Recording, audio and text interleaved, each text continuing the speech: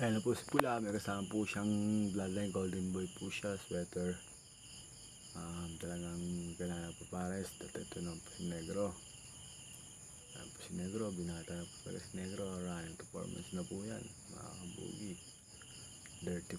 Dirty pit po yan.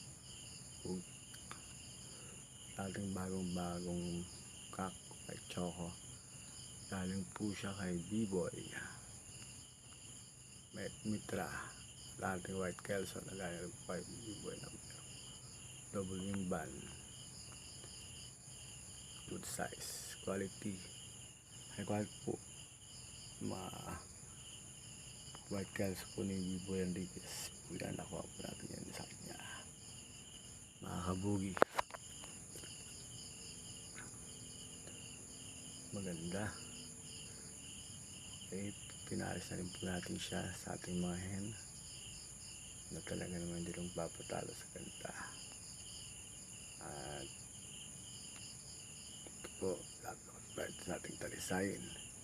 Good size derby, masyado ng oversize po sa akin.